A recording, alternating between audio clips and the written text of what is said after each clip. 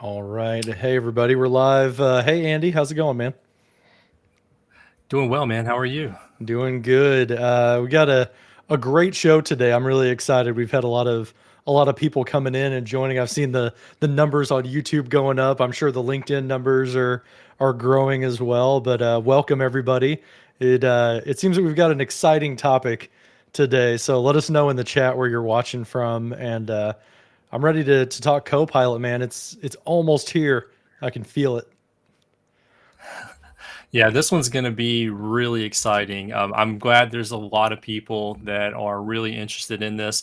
I've been living in the Copilot world for a while now, mentally since it was announced, hands-on with it Hmm. here for the last little bit, learning a lot, excited to share a lot of that with the community, but also if you're out there and you are working with it or you're really curious about it, let us know in Hmm. all the various chats, whether you're on YouTube or LinkedIn or Twitter or wherever you're coming from. Let us know what you think about it, what you're excited to try out with it, what you've learned from it. We're all here to share, and we're just as excited to learn from all of you as we are to share what we've learned here coming up.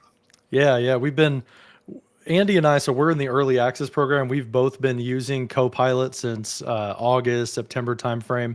And what we're hoping to do today is more kind of be like your all-in-one, one-stop shop guide to what to expect with Copilot, kind of, what's going to be available starting in November, what's part of that general availability, what they call GA. You'll see the term GA thrown around a lot. That's general availability. What is actually going to launch and what are we expecting to see? Um, we can't do demos yet because it's not actually GA, but with some experience in the background, we're hoping to basically collate all of the resources that have been out there. There's tons of blog posts, tons of videos, Andy, that we're going to show that they've been scattered, and we thought if we could bring everything together and kind of have like a co-pilot pre-launch party, basically, maybe this could be a resource for those that are looking to just get end to end what can I expect in November, and then we can revisit again later on whenever we can actually live demo and get into like the tips and tricks and things like that. um I see, Daryl, you said you're gonna have to add chapters. I think we're definitely going to add chapters to this, and what we want to do as well is we want to cut this up into short videos or clips of some sort so that we can release them that way. So you'll probably see between the sections, I think, Andy, you want to do some type of, like, welcome to 365 Deep Dive. We want to talk about Word now. We want to talk about Excel. We we might do a little bit of an intro into each area. That way we can cut it up easier for you, so that you don't have to watch a 2-hour video if you don't want to later on. So, Or you can watch a 2-hour video with chapters, and you can put yep. it at double speed if you need, and you can get to the part that you're really interested in. But I think you set the expectations pretty well. We are approaching this from a information worker, fingers to the keyboard type level. If you've been with us before, and many of you have, we did a deep dive just a couple of months ago with Microsoft's Jeremy Chapman, where we talked about the Copilot service, how it operates, the ins and outs, like behind the scenes, what IT administrators need to do to prepare for Copilot, considerations for security and privacy and so forth. Hmm. This is not going to be that deep dive. This is the deep dive where we want to set end user expectations.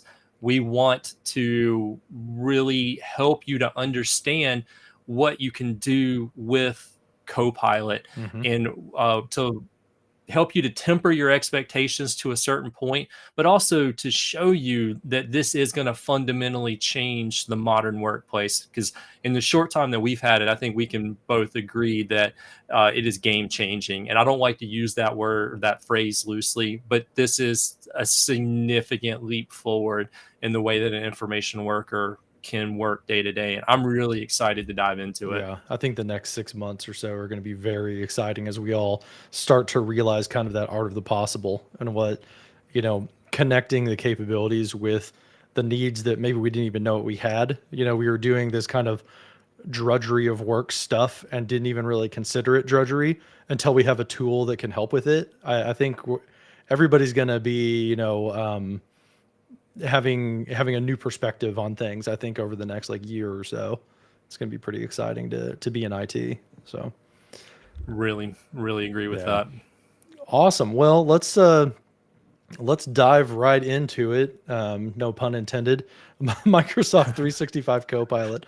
What is it? What makes it up? We're gonna just like very quickly do an overview, you know, kind of a reintroduction for those of you who haven't heard of Microsoft 365 Copilot. I don't know who hasn't at this point, but at the very basic level, it's three main components, right? It's bringing these large language models or generative AI built on the open AI version of large language models. It's the data that you have access to in the Microsoft Graph. So Microsoft Graph, if you're not familiar with it, is, you know, not only all of the data that you've got, like your files, your emails, your chats, those types of things, but also the connectivity between that data, the kind of common threads through it, who you work with, who you share files with in the collaboration, who's worked on what at what point. All of that culminates into the Microsoft Graph, and those connections will inform, you know, what goes into and comes out of that large language model. And then it's built into our Microsoft 365 app. So rather than having to switch contexts all the time and go to ChatGPT or go to Bard or something like that, you'll be able to invoke it inside the app that you're already working in. So that it makes it, you know, not out of the way to go do what you want to do. So these are the applications that they initially announced is Word, Excel, PowerPoint, Outlook, Teams. It's actually grown beyond that since the early access program started. So what we can expect whenever this launches is also OneNote and also M365 Chat, which is your chat assistant that you can access through your browser, through Bing.com or through the sidebar. It's also Microsoft Loop and being able to invoke it inside of Loop components with using the slash command. It's also Whiteboard. So there's about 7 or 8 different endpoints now at launch as we get. So you can see that it's already starting to mature before our eyes before it's even publicly available. So that's really exciting. So all of this culminates, all this news and everything has landed us to this point, late October. November 1st is when Microsoft has announced general availability. And Andy, I don't know if you've heard, like, what does that mean specifically? What can we do on November 1st? I think it's a little bit unclear, right? Like, I think we're going to be able to purchase licenses probably, but do you think, like, are the provisioning of the tenants, things like that? Have you heard anything what to expect in your organization? So, from what I understand, on November 1st, Copilot is going to be available for the enterprise enterprises that are not in the early access program. They're going to be able to go through their Microsoft partners. They're going to be able to purchase Copilot licenses Mm-hmm. for their workforce, and then they're going to be able to start rolling out and implementing Copilot for that organization. That being said, just a couple of prerequisites there. If you're an enterprise organization, you're going to need, I believe it's M365 E3 or E5 licensing, Mm-hmm. and then the Copilot license on top of that. The Copilot license is an additional $30 per user per month, Mm-hmm. um, on top of whatever the E3 or E5 licensing cost is. So you're going to be able to purchase those for your enterprise organization. That being said, if you haven't taken a look at the documentation on data privacy and security and some of the information on how to prepare your infrastructure and your organization for Copilot, I would recommend that you do those things before you purchase the license and set this thing free in your organization. Hmm. Uh, you want to make sure that users have access to just enough information to do the work that they need to do, and that you're not oversharing. And oversharing, I think, is the one concern that a lot of organizations have, especially when you're introducing things like a generative AI into the equation. So, with that in mind, get ready for it. Test it in small pilot groups, because there are a lot of lessons learned. I know you and I, John, we've compared notes. Some of the things that like we've learned, and like um, our Hmm. organizations are pretty mature in the Microsoft apps and services. And you and I, from an IT pro standpoint, we've been doing this for years. There's a big learning curve here, I think, for rolling this out, but also from the end user Hmm. perspective, setting expectations and like what to do. So even though it goes GA on November 1st, and that's the starting point for a lot of organizations, you still want to take a piloted approach to this before you deploy it to the masses. And you really Hmm. do need to spend some time working on your user adoption and really understanding the use case around that. Yeah. So, a great question from Daryl here. Isn't it 120 grand additional or annual commitment upfront? That is correct. So, when Andy says, yeah, it's $30 per month on top of your E3 or your E5, that is, you need a minimum of 300, right? So, this is for organizations that have more than 300 seats. Um, I haven't heard one way or another. I'm just going to speculate wildly at this point. I believe that that is, there's a cost up front, right? That needs to stand up this instance of the LLM for your organization. And I think that Microsoft is just, the scale needs to be minimum of 300 to make that cost work out. That's from my own perspective. I haven't heard either way, but that would be what I assume the situation is, that has that minimum of 300 users. It's difficult for us as well as MVPs, because like we're both in organizations that have more than 300. I mean, there's like 400,000 people in my organization. Andy's like, what, like 160,000 and growing or something like that. So 200, we have that, but 200,000. I can't demo. I'm not going to demo out of my EY environment, obviously. And so it's a little bit difficult. Like you're going to see a lot of us MVPs try to figure out like, how are we going to show this stuff off? Because I don't have 300 seats in my demo tenant to have a safe area. So we're going to have some interesting times as we launch here, but 300 is that minimum. Yeah, it makes it difficult to safely show off the content, but we'll get there. I'm sure Microsoft will figure out a way for people to show it off and demo it in different situations. But yeah, if you're looking to prepare for the November date, after the November date even, and like get yourself ready for Copilot, get your organization ready, there is lots of information on learn.microsoft.com, the actual documentation for what you need to think about to prepare. There's a great Microsoft mechanics video that Jeremy Chapman and them published that has, step by step. And if you want long form version of that, we were fortunate enough to have Jeremy on with us about 3 months ago or 4 months ago to talk about preparing your organization. So on our channels as well, you can go back and see what we deep dived about how to prepare and get ready for it. But let's I think get out of the admin level and back up to the user Yeah. level to talk about what is possible and what's going to happen whenever you get your license provisioned.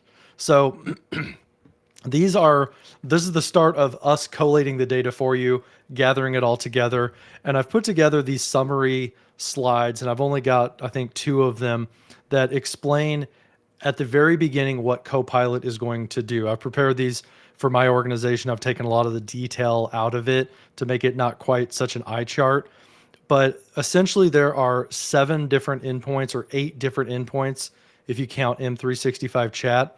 And across the board, if you could think about a common thread between these, we're going to look at each one individually. But across all of them, there's 2 main themes that have kind of surfaced for me in my experience of using these tools. And that is you can use Copilot out of the gate to consume content, and you can use Copilot to help you create content.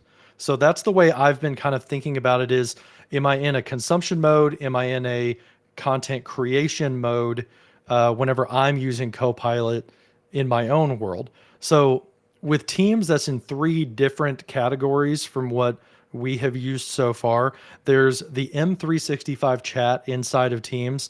I find that I use Copilot in Teams the vast majority of the time compared to in the other endpoints because I happen to have Teams up on my screen the majority of the day, right? And I'm not switching contexts. So M365 chat, that surfaces for you as sort of a chat bot. It is a bot that you will discuss and have conversations with. It's installed as a Microsoft Teams application, and then you just chat with it like you've been chatting with any other Teams app. It's called M365 Chat, unlocks all of that functionality where you can get executive summaries, generate key actions, ideate with it, talk back and forth, have a very conversational experience.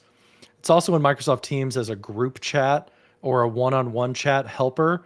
And we'll talk about this in the deep dive into Teams, but you can get context and ask about a specific conversation that you're having. And then what we've seen the most demos of inside of meetings, you can supercharge your ability in a meeting if you're transcribing it by invoking Copilot within the meeting. And we've got lots of like videos and little nuggets of information there. With Outlook, it really falls into that normal, consume, create type of workflow. You're consuming email, which means you're able to summarize an email thread. You get dumped into a large email thread, you can catch up on it. Or you're writing an email, you can get Copilot to help you draft and also coach you a little bit in like your tone and your professionalism and things like that. Same thing with Excel. You can analyze the data, you can consume and pull insights, but then you can also take that data and visualize it or turn it into pivot tables, things like that. So again, you're creating something within Excel. Same story with Word, summarizing documents, helping you draft and write documents, help you summarize and ask questions of slide decks, help you again draft slides. It's a good starting point to kind of start out with some slides that have content on it. It may not be 100% accurate all the time or the way you would have worded it, but it's a good place to start whenever you're in PowerPoint. So that's kind of the base functionality within M365, the traditional apps of Word, Excel, PowerPoint. Moving out to some of these kind of mocha apps, right, or modern collaboration type of apps. Inside of OneNote, same deal. You're either summarizing and consuming your notes and getting insights out of like a big brain dump of notes, or you're ideating, you're creating, to-do lists or actions or, sample meeting agendas, stuff like that. Whiteboard's a little bit interesting. I think this is what we have probably the least information on, Andy. But there's three main core competencies from my experience, and that is that you can create content with your whiteboard. So I don't know where to start. I need a bunch of sticky note ideas. You can say, "Hey, Copilot, what do I need to know to, start our ice cream shop that we're going to do business planning for?" And it just gives you raw content on sticky notes. If you've got a bunch of ideation you've done and you're just literally throwing things at the virtual digital wall and you've got it all messy and unorganized, you can select those notes, you can hit categorize, and then it will find common threads within those sticky notes and give you some common themes and organize those notes for you and kind of group them together. And then one of the neatest things I think of Whiteboard with Copilot is that you can summarize a whiteboard. So if you've got this crazy complex whiteboard situation, then you can say, give me a summary. Like, what is this whiteboard telling me?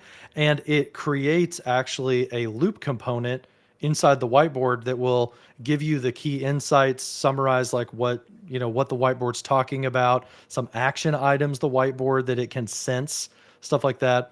And I think it's interesting. Daryl probably has a lot to say about this, but when we saw demos of this, we're like, why is it like jamming a loop component into it? And my rationalization that I've thought about as I've kind of noodled on it a while, is I think there's two main reasons. The loop component gives you a rich text area, so it can give you bullets and headers with bold text and stuff like that. The second thing is it's really powerful to use a loop component because now that is portable and I don't have to share the entire whiteboard in order to share a summary of the whiteboard. I can just share the loop component, standalone. So in my explanation or in my experience with Copilot in Whiteboard, I've actually think that it's a great thing that it tends to be a loop component, gets people exposure to that really cool tool. Same type of thing in Loop. You're either creating content, you're summarizing content. Don't want to belabor that too much.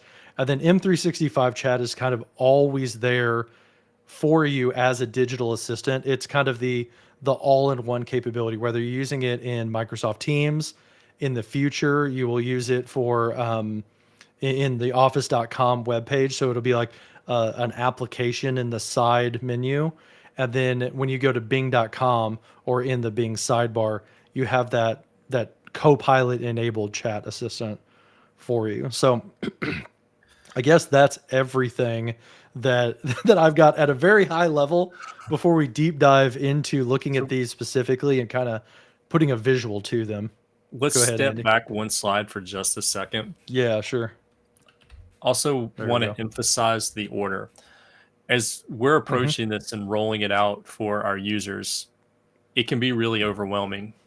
And part of Hmm. that is because some of us have a chat GPT mentality, but some end Hmm. users are just trying to figure out what button to push. Where do I start? Like, where do I go? And it can vary across, roles in the organization, vary across the generations that are represented in the organization, the workflow and the type of work that they do. So as you're stepping through this, try to meet the users in the place where it's going to make the most sense for them. And I really like the order that we put this Hmm. particular slide in, because from what I'm seeing with some of the conversations around the users that are implementing it, is the order here, I think is a really good order to keep in mind as you're starting to roll this out. Hmm. Start with Teams, because the meetings feature, to be able to have Copilot recap your meeting, to be able to pull out some key takeaways and actionable items for the meeting, that's a very low barrier for entry that Hmm. provides a very high return on investment for those users. They can get those detailed summaries and notes, and then they can be present in the meeting and not have to worry about scribbling everything down or going back and searching through the transcript later on. Now they can be Hmm. present, participate in the meeting, and then go back and have those key points and highlights and be able to talk with Copilot against the meeting later. So that's a really good entry point. The group Yep. chats, we use this all the time for conversation, one-on-one or small group. That extends into the meetings. So now we're just taking that Copilot into that, summarized meetings for the last 7 days. Hey, I've Hmm. been talking with this person. Tell me what the action items are over the last 2 weeks. That can be really helpful. Now you don't have to do that manually. And then the M365 chat. We're going to talk about that in just a little bit. But for me, that's really where the value of the whole thing is. That M365 chat is probably, in my opinion, the most powerful Copilot experience that we have. We'll get into Hmm. that more in a little bit. But Yeah. then as you're moving from like one app to another, we're stepping from Teams, which I think is the gateway to Microsoft 365, especially for a lot of the modern workforce, because of the fact that meetings sit side by side with conversations, sit side by side Hmm. with content. For a lot of information workers, Outlook is still king for communication. So to be able to Yeah. go into Outlook and say, okay, summarize this email thread and give me the key takeaways, because I'm not reading all that. It's too long, didn't read. That's super, super helpful. And then you start moving into the Office applications, Excel, Word, PowerPoint. And that's where you're going to really start to hit home with people in certain processes. If I'm in data analytics, Excel, here's the things that you're going to be able to do with it. And we can meet them Hmm. where they actually work. So the order that you have here, as I would suggest taking a look at something like this for your organization and figuring out how you're going to be able to meet those end users and show them how Copilot Hmm. can help them in their moment of need, and then move into other processes as they mature and get more familiar with it. Yeah. Yeah. To highlight the question, just to answer it up front, like, what's your personal favorite way to use Copilot? For me, what I use the most is M365 chat inside of Teams, because that's where I am for the most part. I think the most magical experience is meetings. So if you're an organization that is able to transcribe meetings and able to get the benefit of that, that is the magic. If you're going to demo this and kind of get like mind blowing functionality right off the bat. But the day to day for me is mostly Microsoft Chat because that's where I can kind of keep that conversation going and go back and forth several turns. So that's my favorite personally.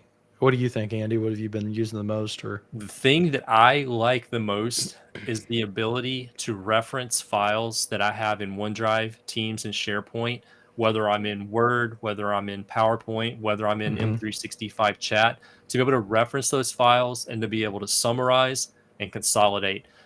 One of the demos that I can't wait to be able to show hands-on is creating a presentation, and being able to reference a Mhm. business plan along with a specific customer that I'm working with in a fictitious scenario. But to be Mhm. able to reference content and have it automatically consolidate and summarize and merge that content together for me, that is, I love that feature. That's Mhm. amazing, and it extends to a Yeah. couple of the different Copilot experiences here. Mhm. Michelle, here's a use case that he's talking about is creating 3 to 5 points to prepare him for a MTR boot camp. And in his role, he's selling Microsoft Teams Room, right? And the latest functionality. He needs to be the latest up to date information. So he focuses on emails and meetings just from the last 3 weeks, right? I don't want out of date data. So like putting that little, almost like constraint on Copilot to say, I'm looking for the latest data in the last 3 weeks. That's really helpful for him. I would say a personal, the prompt that I like the most so far has been, I accidentally did a thumbs up on my camera. The favorite thing that I have done is getting executive summaries and project updates. So as an architect, I'm kind of looking at the bigger picture of like where these different projects are and what our progress is in different programs. So I like asking it to give me an executive summary of a specific project, and I don't want just a paragraph of text. I want a little summary of what the project is about. I want a bulleted list of the key achievements in the past 30 days. I want a bulleted list of the issues and challenges that we're running into. And then I want a bulleted list of what has the team said that they're going to work on for the next month, right? I kind of want that like snapshot in time of where have we been and where are we going.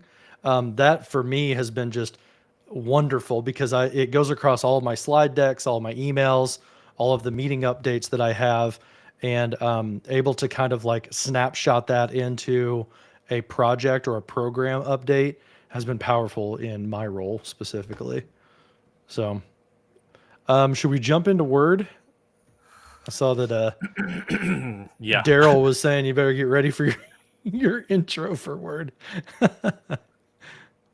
All right, let's jump in and talk about the first one, which is Copilot in Word. In this 365 deep dive session, we're going to be talking about Copilot in Microsoft Word. So with that, let's go ahead and dive into the features. We've got a short little sizzle reel video here from Microsoft, which overviews some of the capabilities, and then we're going to talk more about what you're actually seeing here live. So as we dive in, immediately we're in Microsoft Word, and right away Copilot actually pops up for the user. So you're going to see this as part of the experience. It's going to ask you, do you want to get started creating something new, and how it can assist. Well, just a simple prompt, a simple a request using natural language. It's going to go ahead and actually start generating content for you. you can interact with Copilot while you're in the main document itself, but you're also going to be able to interact with Copilot through the Copilot panel that shows up on Hmm. the right-hand side of the screen, and you activate that with the Copilot option that is up in the ribbon. Now, this particular video is publicly available. This is from Microsoft's website. And notice that the Copilot logo is actually using the logo from a few weeks ago. It hasn't been updated to reflect the new Yeah. logo, but it's still the Copilot service. So we got the Copilot panel. Unless I know of another phrase to refer that as, it's going to be the Copilot panel moving forward. So two different Hmm. ways that we're going to be able to interact inside of the presentation. We can go Yeah. ahead and I walk want through it. We'll to talk a little bit more about it. roll back a little bit and point out that this is something that you're going to do a lot in Copilot for Word and PowerPoint for that matter, and chat, is referencing files and people and meetings and things like that.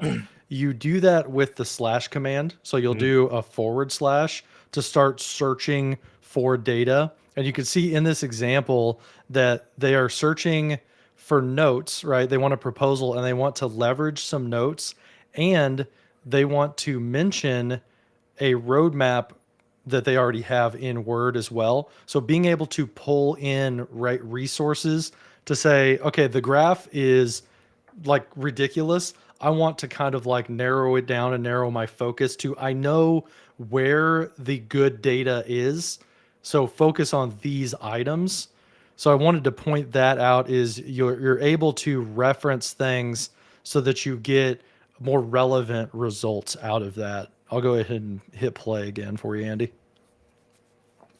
So we've created the draft. Now we can use the Copilot panel and we can continue to work with the content that's there. We can continue to build out the actual document. Now, we might do some of this by hand. We might go and insert the images that we want by using the Insert tab up at the top, but you can actually do that through the Copilot panel along the side.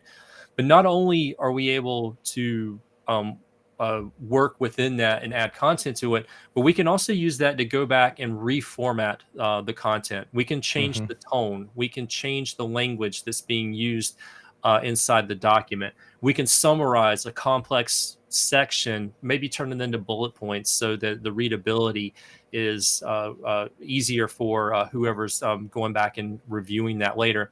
And we can do that through the Copilot panel, but you can also do that in the body of the document as well. If you were to add your cursor to the body of the document, a panel is going to pop up and Copilot's going to be available right from there. And it's going to have a Hmm. Copilot prompt panel and ask you what you want to do. If you highlight existing content inside of there, you can use Copilot to rewrite it or maybe reformat it in a table format if you want. And then in this particular screenshot, if you look in the lower right-hand corner, we've got for lack of a better term, we've got the Copilot pixie dust, the Copilot sparkles, the Yeah. Copilot magic icon there. We're going to come up with something clever to call that. I'm going to call it the Copilot pixie dust for now, just because that makes me laugh. But Yeah, when you these click on diamonds that, it mean opens it. AI to me across every application, not even just Microsoft. If you see those little sparkles, that means like some magic robot is doing something with AI. I'll be honest with you. In the Yeah. Microsoft world, for the longest time, we've joked about, the meatball menu and the waffle icon and the hamburger menu. For me, that's kind of like the Salt Bay Hmm. menu right over there because it looks like grains of salt. But we'll It figure does. out a clever food name for it. That's the magic spice, the essence that we want to add Hmm. to this. But when you click on that menu, it gives you a few additional commands that you're going to be able to work with. So as you're working on the document, the biggest thing is all the way back at the very beginning. Hmm. Copilot can get you over the blank page. It can help you start from something that is existing, the content that you've already collected, whether it's an email in Outlook, whether it's notes in your OneNote, whether it's a document that you Hmm. previously drafted. And the last thing I want to point out about that is that the content needs to be in the Microsoft ecosystem. It needs to be in OneDrive, Teams, SharePoint, and Outlook in order for Copilot to be able to go back and find it. And then you've got a starting point where you can draw inspiration and then massage it, and through the Copilot panel and even in the body of the document, be able to work with it. Mm-hmm. Yeah, so Daryl has a question here that's, wait a second, is the panel going to pop up every time I put my cursor next to text? To answer that, that is not going to happen. So it's not going to be constantly like coming out and going away, This coming is out and not going away. Clippy. No, what he means is when you put your cursor like over here, next to it in that white space, you're going to see a Copilot icon right there that you can click on, and it will open up like an intelligent thing where if you had text selected, the little Copilot icon in the left-hand side is going to say, do you want to summarize? Do you want to rewrite this? It's going to give you like that type of thing. If you put it in empty space, then when you click on the Copilot icon, it's going to ask you what you want to draft content in that white space. So it's not going to, be like constantly coming up and moving your view around. It's a little like kind of like a little helper in the side. Now that's for the side panel. In the body, like if you go back to the beginning of the document, the beginning of the video there, Yeah. that thing right there, if you click into like outside of a paragraph and you click into the white space of the body itself, that does tend to pop up when the cursor engages with the document. So this thing right here, you'll see it when the document first opens up, and then if you go into the white space between like the pricing paragraph and then the topic down below it, it does pop up there as well. Yeah. You see, like at the bottom, that's one other thing to point out. Can you go back to that part where it said keep it? Yeah, so right right there. Once it generates something, you have the option to keep it. They've even updated this a little bit to adjust it, to regenerate. And what I'm seeing now is it actually gives you a couple of different drafts to review. So if you've got like a small paragraph, it'll give you 2 or 3 different versions of that for you to kind of pick and choose what you want. Yeah. And full disclaimer, you should pay attention to the actual content that's there and check it for accuracy.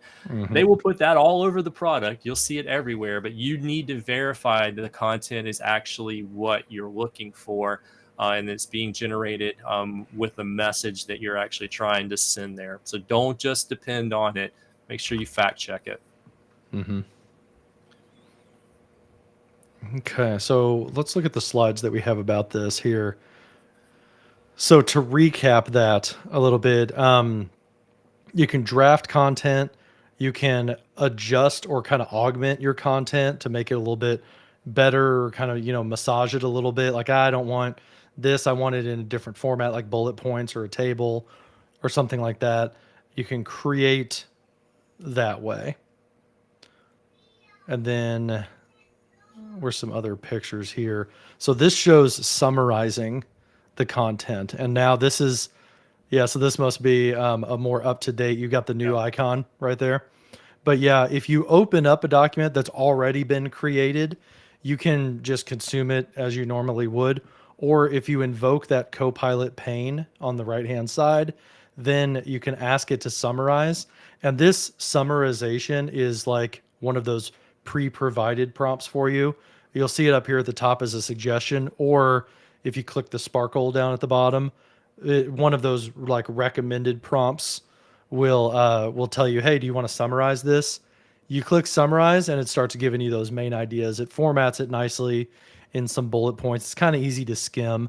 You also can give it more detail. If you say summarize this document and give me the top 10 things or the top 5 things, you can give it a little bit more coaching. That's called prompt engineering, where you can tell it what format you want, how much of it you want, things like that.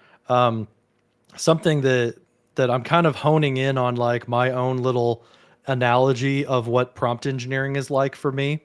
And I like to describe prompt engineering like this. I have 3 kids at home, 3 small children.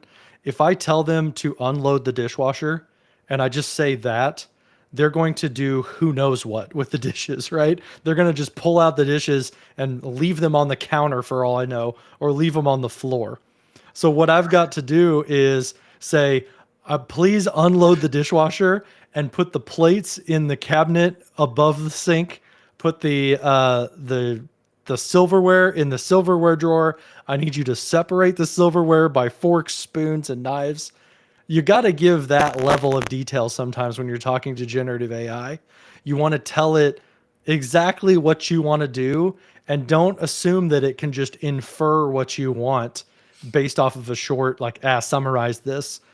Chances are you're going to get a better output if you give it a more clear definition of what you want. So summarize this document could be a little bit dangerous because you might want something a little bit different. Keep in mind you can add that to your prompt as well. So along those lines, Microsoft does have some publicly available information around some of the prompting Yeah. guidelines. And the four main things that they're recommending is you give it a goal. What do you expect from Copilot? You provide a little bit of Mm-hmm. context. You give it a source. What should it pull from? And then you set the expectations. You need to think of it as a conversation and know the first time you ask it for something is not necessarily the end result that you actually want. So you say, Mm-hmm. summarize this document, we get 4 bullet points, but those 4 bullet points might not be all encompassing, or they might be a little wordy. So then you could say, okay, summarize this documents and be a little bit more concise with the Mm-hmm. response, or divide it up into a couple of subtopics, and you're Yeah. going to be conversing against it to get those responses back. Yeah. I want to share this a little bit. We'll put this in the chat, but at Work Lab they had the art and science of working with AI. This is what Andy was talking about. Is this kind of like anatomy of a prompt? Start with the end in mind, then moving on, set the stage, give it that context that you're looking for. That could be referencing a file or something like that, or referencing a person. Then define the parameters, tell it, like, what samples, or, use this for inspiration, stuff like that. And then tailor how you want it to be. I want this as a table. I want this as bullet points with headers, things like that. So this can really help you kind of like generate those good responses, or those good prompts. I'll put that in the chat for you guys. Yes, Work Lab rocks. I love the Work Lab. Definitely subscribe to that podcast and the RSS for that, because they have some gold in those posts. So yeah, Copilot is like a 6 to 10-year-old child. You have to act like you're, giving it very specific instructions about what you want. So we might have gotten ahead of ourselves a little bit as diving into prompt engineering and things Yeah. like that. So what Well, else do we want to that's talk also about here? that's also something to keep in mind. There are Mm-hmm. guardrails against that you need to stay within. Rather, there are guardrails you need to stay within. Mm-hmm. You can try to do the type of prompt engineering that you see people doing on social media. It's not going to work necessarily here in the Microsoft Copilot world. There are things that Mm-hmm. it can do and can't do. We'll show you the service description in just a moment. But what you see here are some core capabilities. Help me to get started, create something from something that's already existing, consolidate a few Mm-hmm. things, merge them together, give me something to work with from there. Summarize this document, summarize with bullet points, make more concise, rewrite this section, make it more readable. Those are the things that it does really well, and those are the things that it excels at today. And it's a service that's very much in its infancy, and it's going to grow. So if you approach it like that, if you approach it like you're talking to a 6-year-old and you set those expectations, then you're going to have a lot of success in working with it. Mm-hmm. Yeah. So here is the service description from Microsoft Learn, or learn.microsoft.com. And we'll put the link for this in the chat too. But you're able to write and summarize, get draft content. Remember, it can be usefully wrong. So, you need to verify for accuracy, things like that. It can add context, so it can rewrite things. It can expand upon ideas, summarize documents for you, stuff like that. It can understand the tone of it, if it's more casual, more professional, something like that.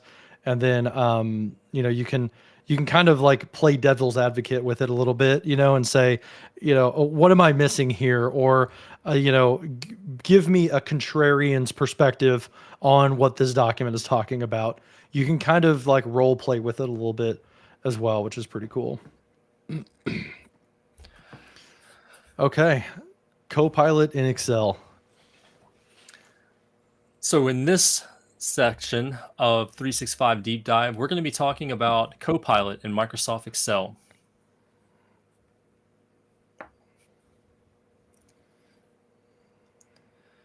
Oh, let me mute So as we that. begin our Excel journey, I think one of the things that it's important to point out is that it's going to work with table formatted data. That's where you're really going to get the best Excel experience out of it. So working with table-based data inside of there. Much like we saw in Copilot for Word, in Copilot for Excel, we've got the Copilot panel that opens up along the side that allows us to interact with the data inside of the workbook. As far as the capabilities here, you're going to be able to do things like have it to identify insights. It's actually really good at doing that, breaking down insights in that table, and identifying trends that you might not immediately see, just parsing through raw numbers. You're going to be able to have it work with things like time frames. So, for example, one of the things in the sidebar you see over there is change from quarters to months. It can do things like that really, really quickly, versus if you were to try to do some of that, it would be much more timely or time consuming, rather, for you to be able to do that. And then once it starts interacting with that data, you're going to be able to do things like insert visualizations, charts of varying kinds. And I think what they've done a really good job of is working with the machine learning and analytics on the back end from years and years of experience working with Excel. And it knows intelligently what format to present that data back to you in a visualization. It knows how to help you conditionally format data because it's got all those years of learning on the back end, all those best practices. For years, I've referred to, there's a couple of visualization guides that Microsoft has that are really good. I've presented those or shared those in trainings. And this is going to do a lot of that for you. And so you don't necessarily have to go and find that style guide to do that. And it's really going to help with that. Yeah, three things that I think is really cool about Copilot in Excel. And I have to admit, I am not an Excel power user. I don't use it very often. I kind of use it begrudgingly when I have to be honest. I know people, especially in my organization, would be like, "What? Excel isn't the most amazing tool you've ever used?" Because we're in a huge Excel shop. But three things that I think are great are: one, getting visualizations that I may not know how to do because I don't use Excel that much, getting visualizations and getting pivot tables because I always have to like look up a YouTube video about how to make a pivot table because I do it so infrequently.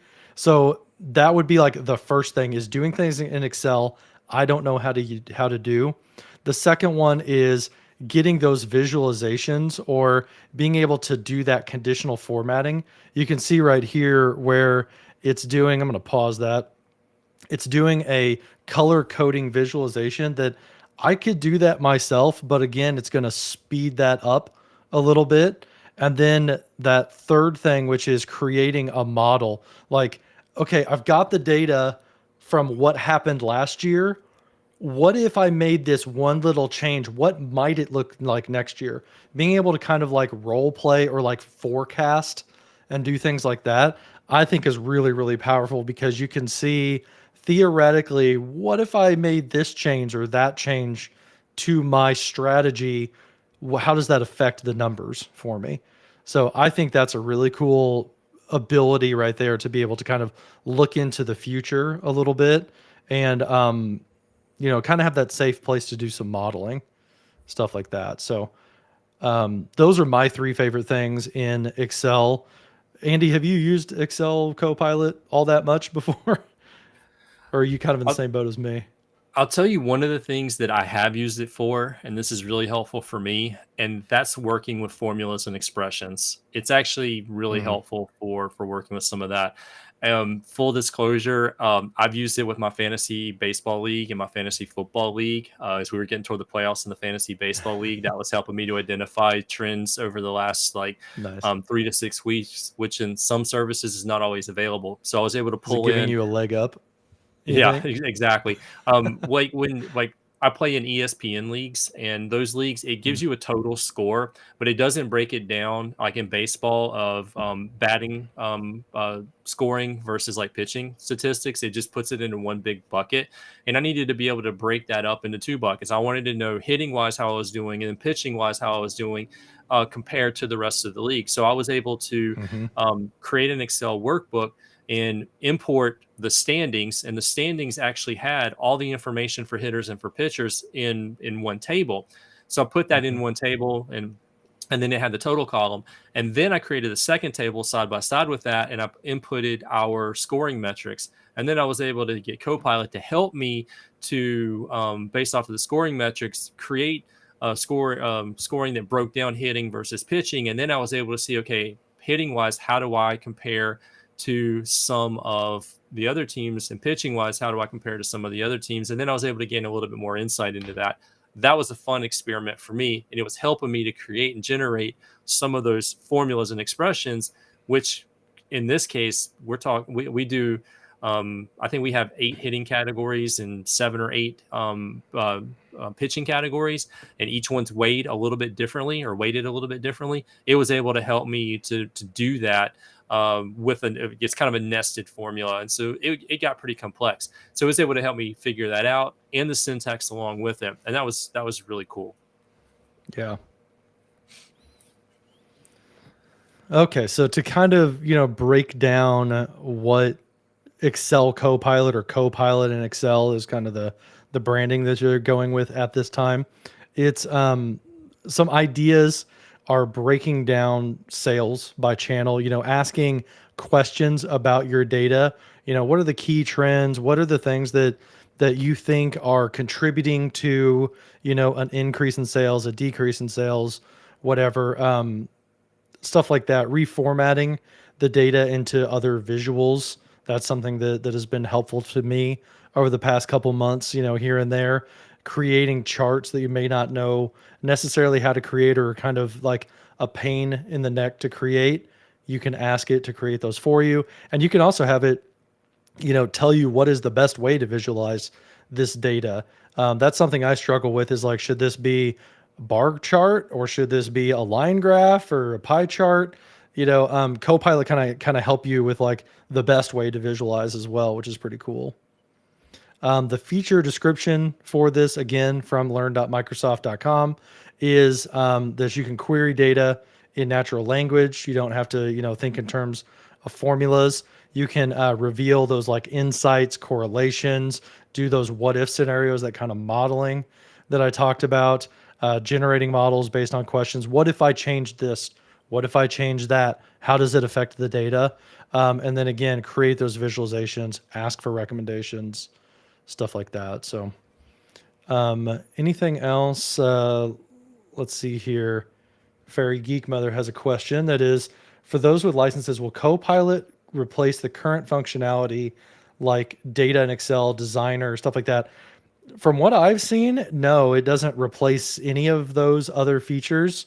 My like PowerPoint Designer, it kind of augments PowerPoint Designer for me, right? I can do PowerPoint Designer without Copilot, or I can ask Copilot to draft some slides for me, and it leverages Designer as kind of its engine to create the layout. So I haven't seen anywhere where it's going to replace functionality. I've just seen where it's going to add to it.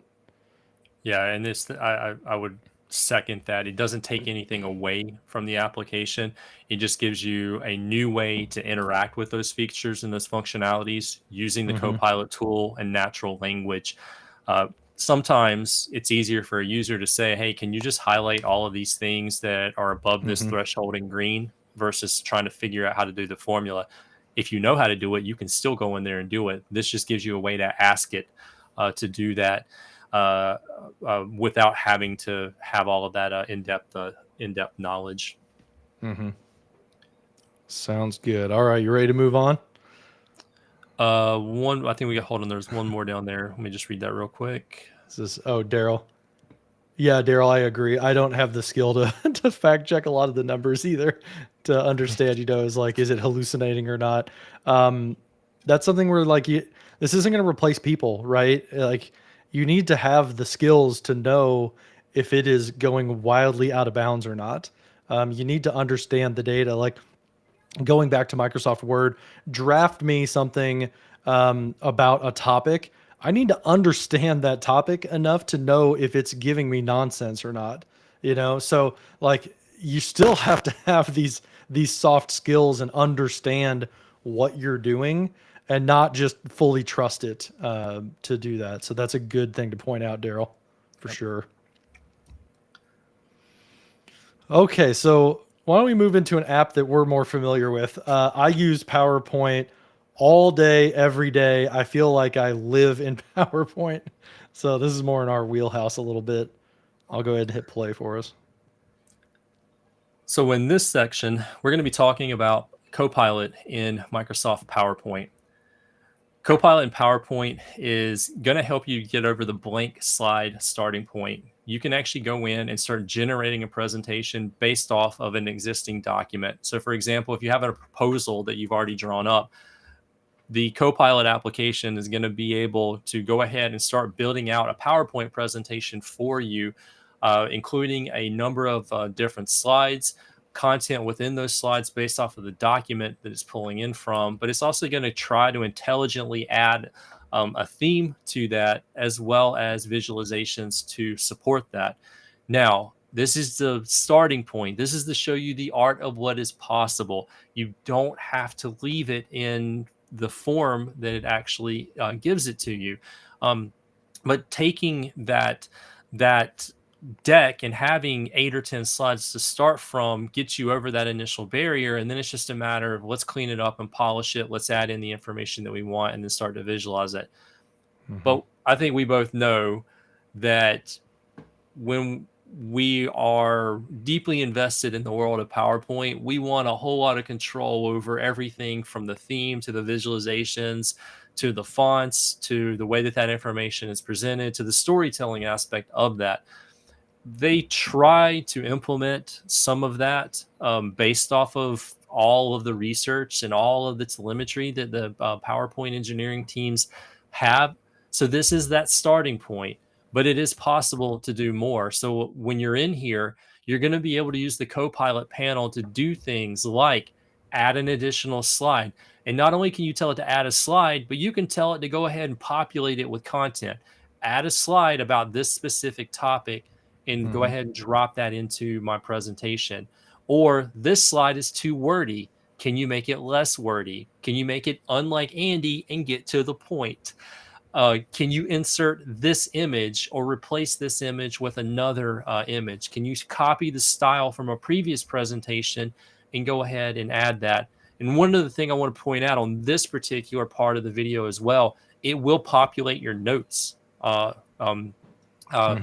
as it's building it. And I think that's really helpful, especially if you deliver presentations and you use the notes feed inside of there. So not only will it build that that presentation and get you started, but it will also populate the notes as well for the speakers.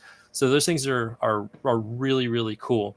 Now, John, what's your experience like as you've been working with PowerPoint and generating some content there?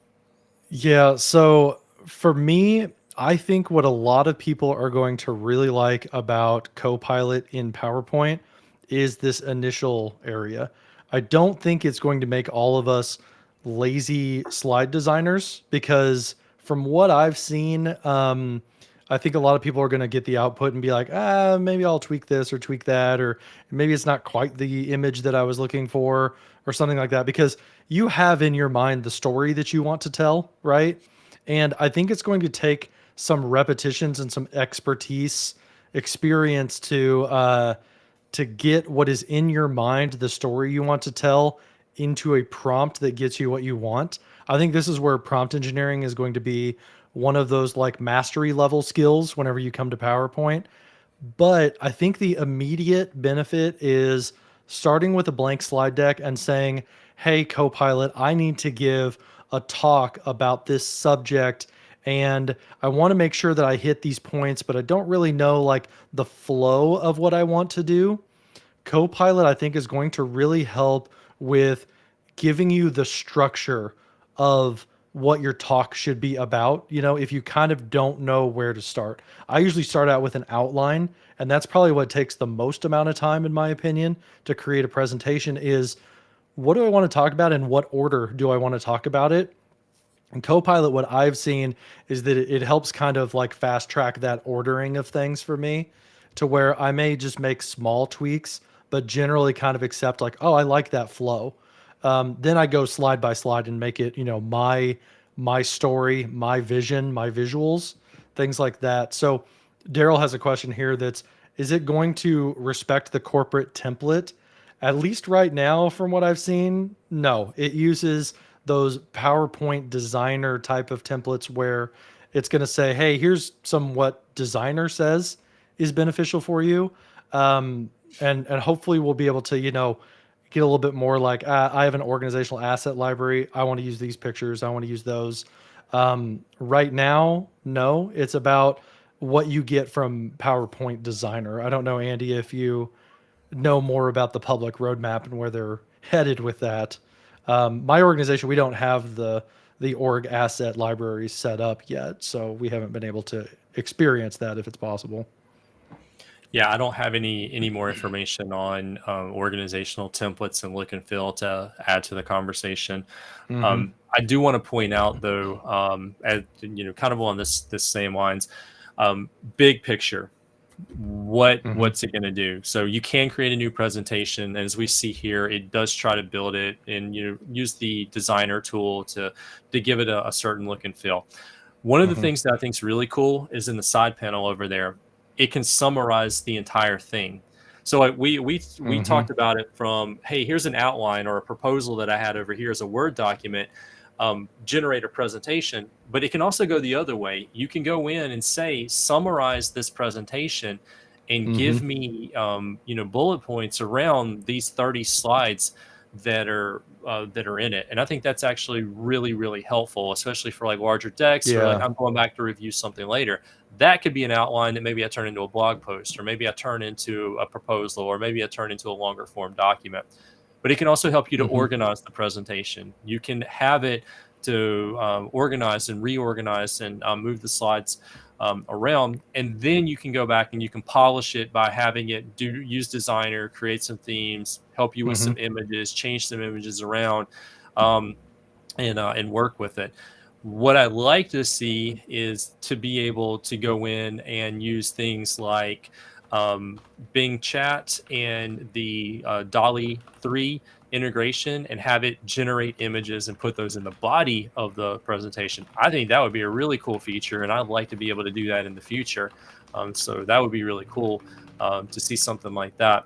But from the content generation piece, and to go back to Mm-hmm. Daryl's question, I don't have any specific information around whether organizational templates are going to be respected. I think they would, but that might be Mm-hmm. something that's going to be a little bit further down the road. Yeah. Pete mentioned also the new brand center that's been talked about that might have an impact too. That might be something that aligns more with like they kind of intersect at the same time. So it may leverage that a little bit more than kind of the way Mhm. it's been done traditionally. I don't know. I don't have insight into that yet. I suspect that we're going to see some announcements coming out over the coming months about some of these things that answer some of those questions, like Daryl mentioned, like, yeah, but can I do this or can I do that specific thing? I bet we're going to see a lot of kind of follow-on announcements that might address some of those things. I really like this idea from Daryl that was imagine the coach, the presentation coach, like imagine that not only giving you scores and what you know, things like your pace and filler words and stuff like that, but what if it knows the content enough that it can also give you tips about what you missed or what you spent too much time on, something like that. I haven't heard anything at all about how the coach might get better, but I'm just throwing that out into the universe. If somebody from Microsoft ever sees that, more AI powered coaching, that's a really cool idea from Daryl here about, Hey, that's adding notes and stuff like that would be really cool output to kind of like make your presentation better rather than just scoring you on your delivery. we heard it here first, folks. Copilot coach. Daryl was the one that threw that idea out Yeah, there. million I too dollar think that idea. that would actually be really cool. Yeah. As far as from a service description uh, standpoint, you can transform written documents into the decks, and as we saw, speaker notes and sources. That's all really, really helpful. Hmm. I do want to expand on that a little bit, though. We'll talk more about this in a bit, but like we were in Word a little while ago, and we talked about referencing other files.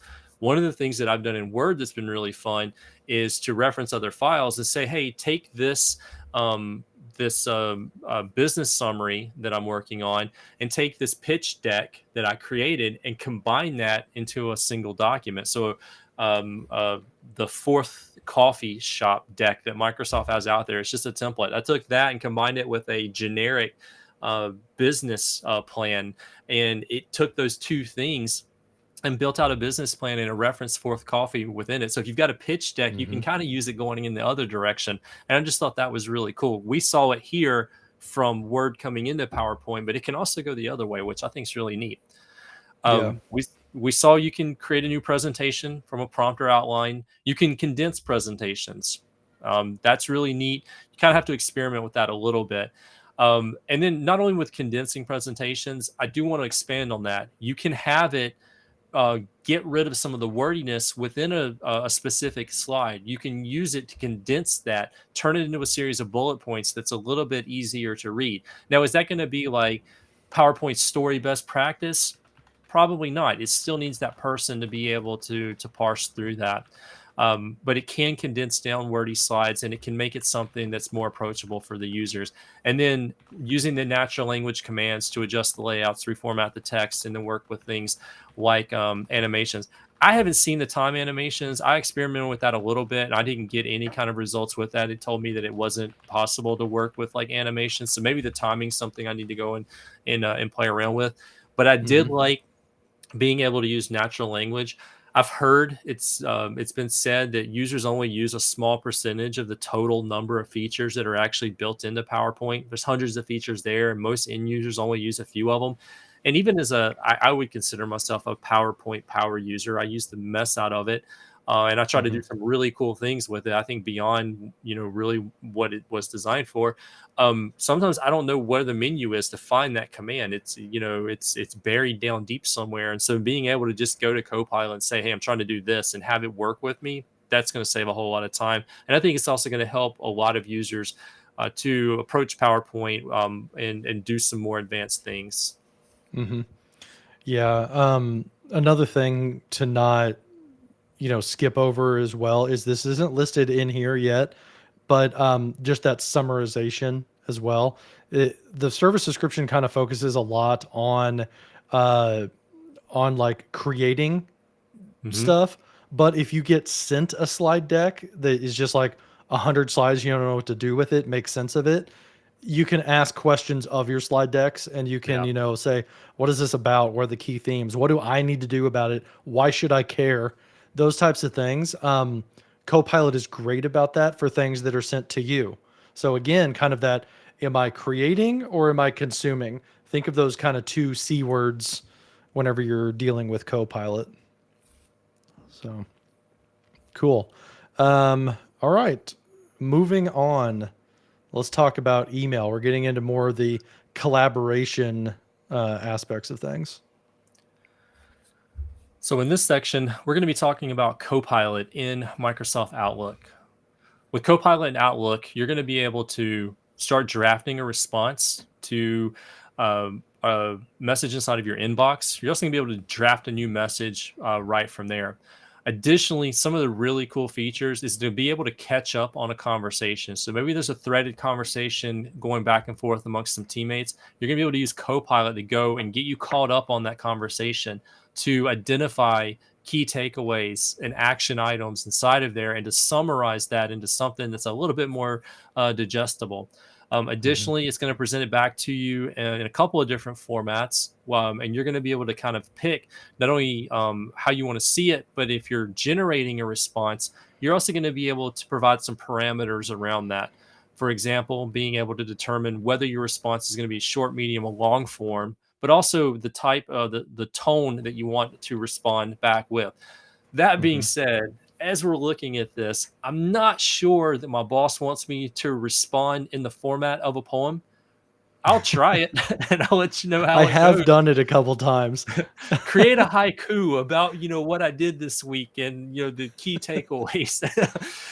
We'll see how that lands in the organization. I think that will be more for maybe some fun interacting within the team, but to be able to Yeah. change the tone and the writing style, I think that's something that carries across Copilot, not only in Mhm. Outlook but across all the various Copilot services, to be able to identify a certain tone and how you want to be able to respond. Now, something that was announced in this writing style area is at the Surface launch event in at the end of September. Microsoft announced that they're adding another option to this in the future.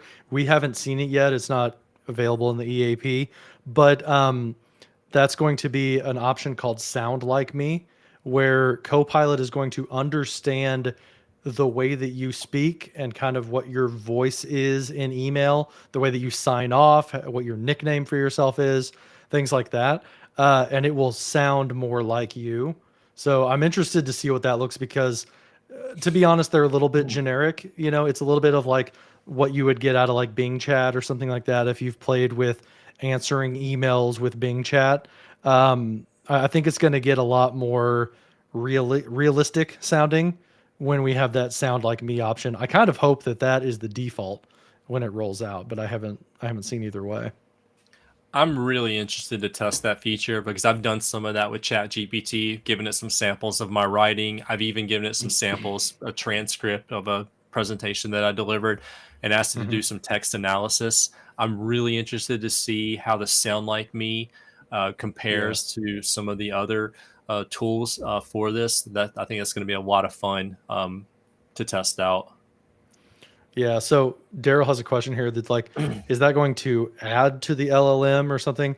Um, from a technical perspective, the way I understand it, absolutely not. The LLM does not learn from anything that users send to the system. So it doesn't learn from, it doesn't retain any of that information.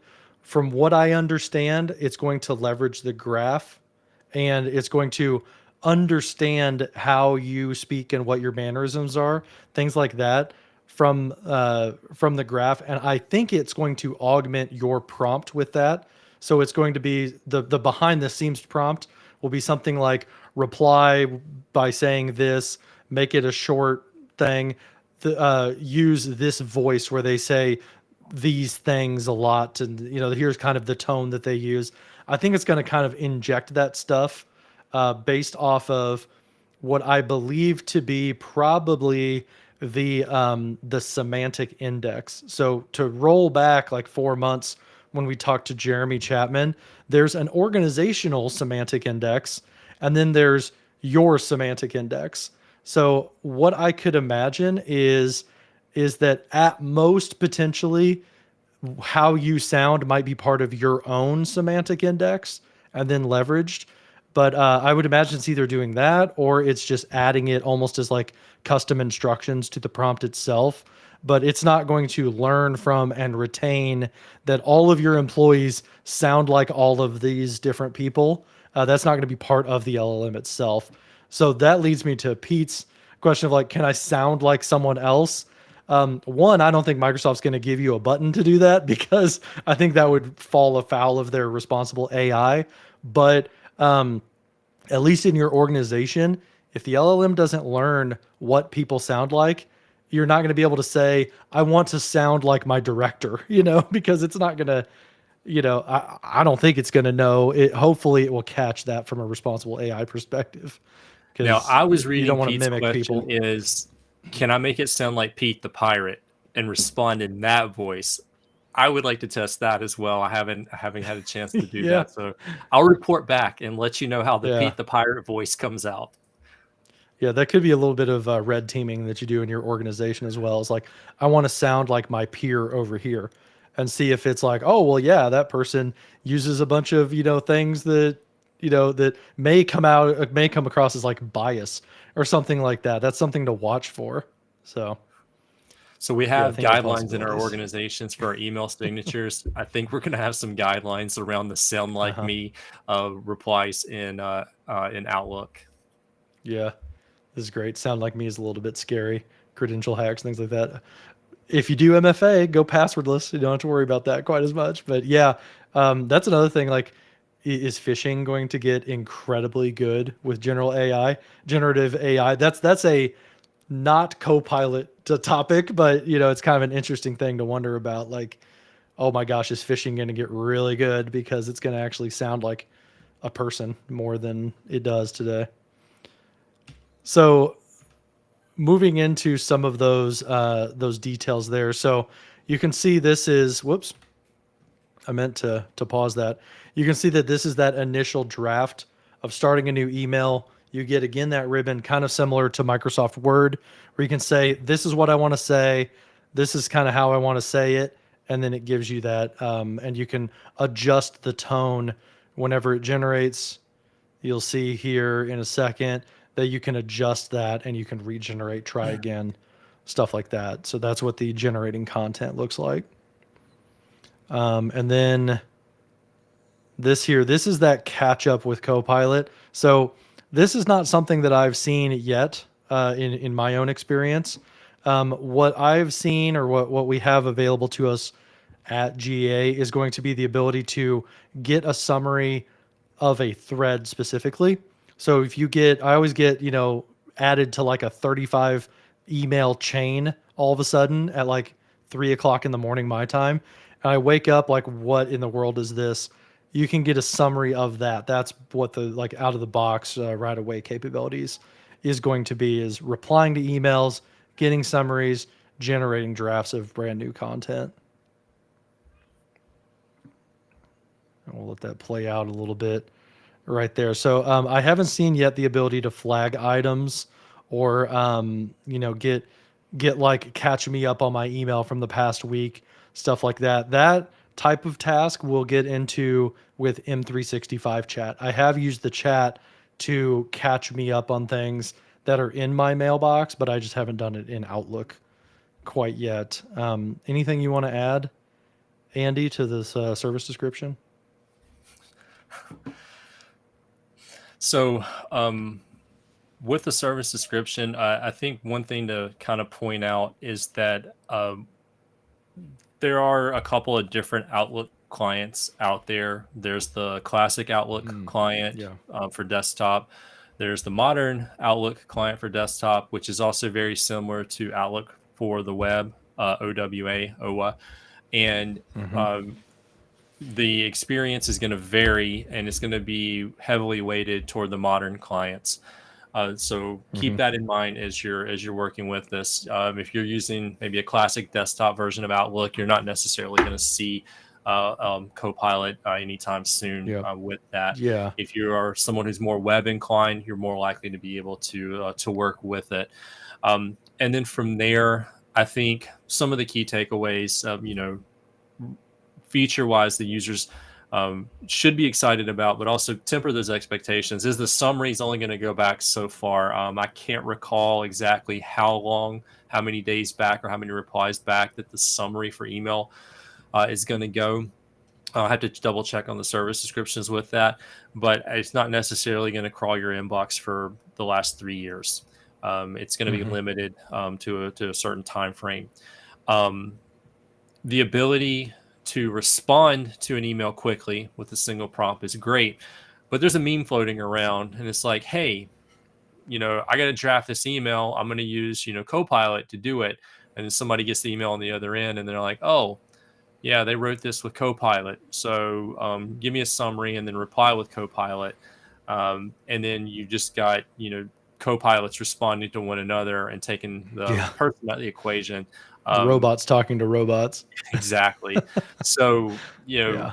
fact check it, actually read and engage it. But it is helpful to, hey, this is a long email thread. Summarize it and tell me what the key bullet points are. And then, ask it a couple of follow up questions and get down into it. Hmm. Um, and Yeah. then, have some fun with it. But keep in mind, we use this in many cases for professional communication. And I think it's really important to set that standard. Yeah, personally, I have used the summarization of email threads like crazy. That has been like a superpower for me, to understand long email chains. But I have almost not used the generating drafts at all, because really, like, I want to say things in my own voice. I want to be me, whenever I respond. So I think Sound Like Me might change that for me personally, but I've gotten a lot of use out of summarization, not quite so much use out of generating things. But again, also with Chat GPT or Bard, like Gmail, I haven't been doing that in other apps either as well. So that's just, I guess, I'm old school or something, and that like I like to write my communications, but that's just a little bit of my own experience. So okay. Oh boy, you ready to talk teams? This is where there's lots of teams things. Hope you guys are ready. Here goes a deep Yeah, dive. this is a very exciting part too, though. So, all right. So, in this section, we're going to be talking about Copilot and Microsoft Teams. Now, Copilot in Teams actually has a few different experiences, whether you're working in chat, in a small group, one to one, or a small group.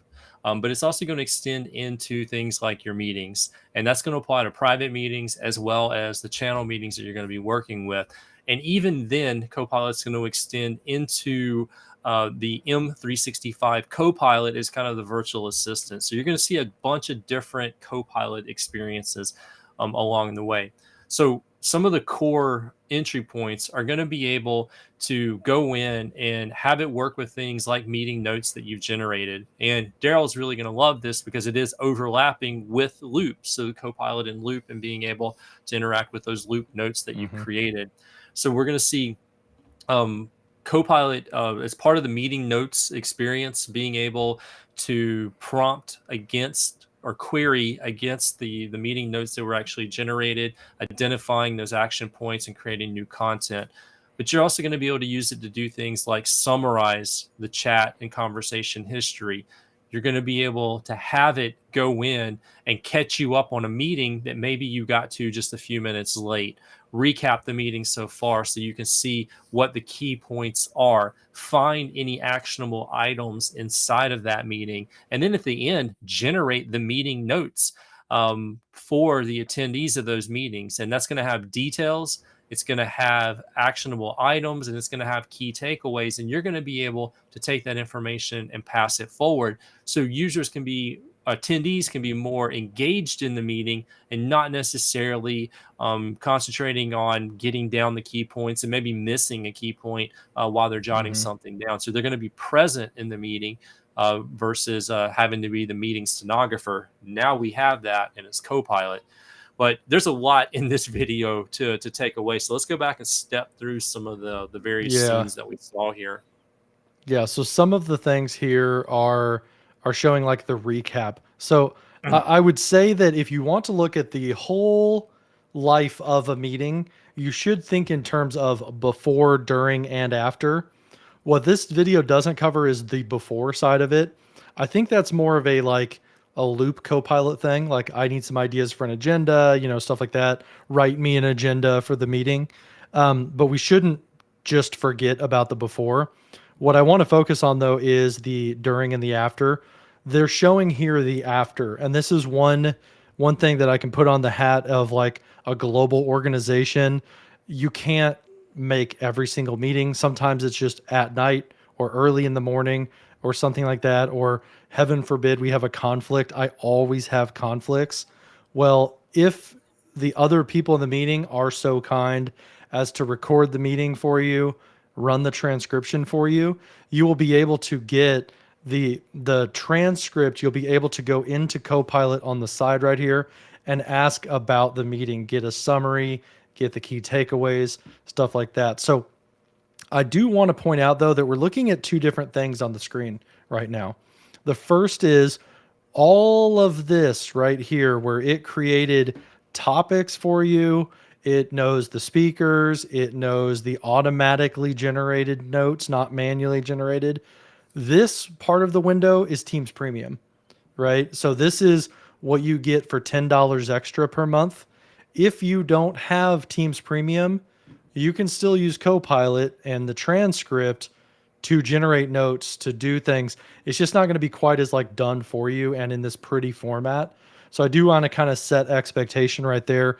If you're not a premium organization, you won't get a lot of this type of stuff. But if you have Copilot, you'll still be able to open up Copilot for the meeting and say, what did I miss? What were the action items? That type of stuff. And it's going to use the transcript for that. So you don't get nothing if you're not premium. You just, you're going to do it conversationally with Copilot. So I do kind of want to point that out. So that's after the before we meeting. exit out of there, can we go Go back for ahead. just a second? Yeah. One other key takeaway, and this is really a key difference. Notice that up at the top, it's chat, details, files, and recap. This tells me that we're in a private meeting. This was a meeting that was scheduled maybe from the Teams calendar, or maybe from chat with a small group, or perhaps it was scheduled from Outlook. So this is a private meeting. The private meeting has that recap tab along the top. That recap tab will show you, in this case, the Teams Premium view of the meeting recap. But if you don't have the premium license, it will show you some notes that were taken in the meeting, and it will show you the transcript.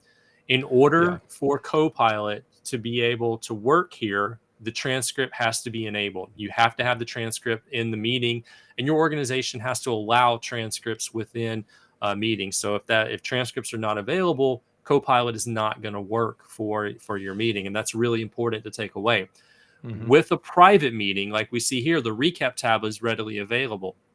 So we're going to be able to go and use Copilot and ask it questions during the meeting, and we can go to the recap and we can ask it questions after the meeting is actually over.